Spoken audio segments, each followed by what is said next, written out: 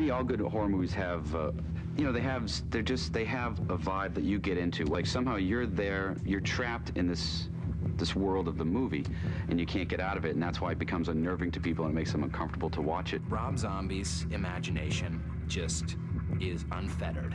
You know, it's like you see the inner workings of his brain. It becomes unglued. Shocking and outrageous and sort of overdone in a way. Very effective and very high aesthetic and absolutely incredible. Rob, what's his name? Rob Zombie? But Rob is, you know, just thoroughly articulate. And if he doesn't know what's going on all the time, then he is a brilliant actor. I'm just amazed at the cast of the movie. He really, you know, selected a great group of people, and everyone's just going with it. They're really amazing. I loved the script when I first read it. I found it so fresh and different, and I loved that it took place in the 70s, and I loved that it just had this feeling of like a sort of, you know, 1970s horror film. I just thought it was very unlike anything I'd ever read. I was really just plain old-fashioned flabbergasted when I read the script. I love horror films. I love good ones. I always have. When I was a kid, that was like, I think that was my first drug of choice was fear. I used to like look in the mirror in the bathroom and actually practice faces of horror.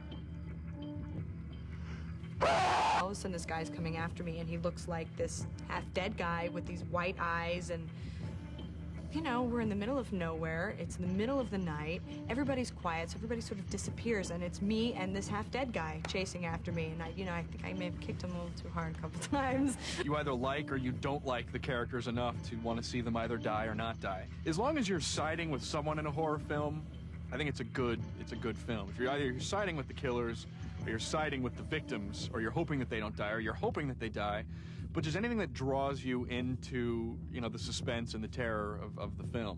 My character is an amalgam of two oppositional things. She's kind of okay, you know.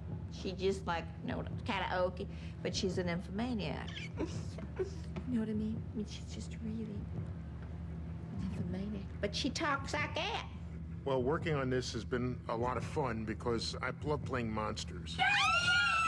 Baby just adores, you know, old Hollywood starlets, and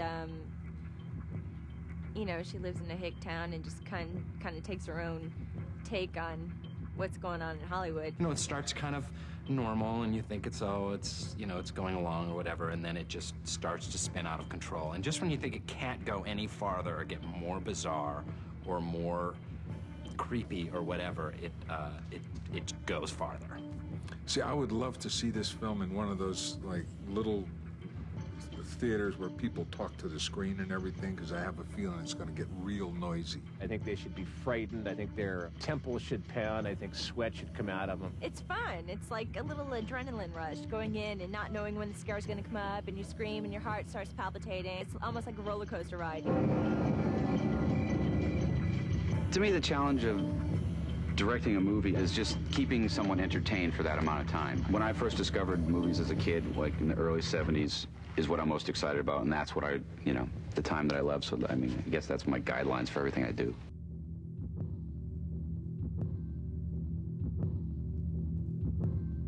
Take your mom.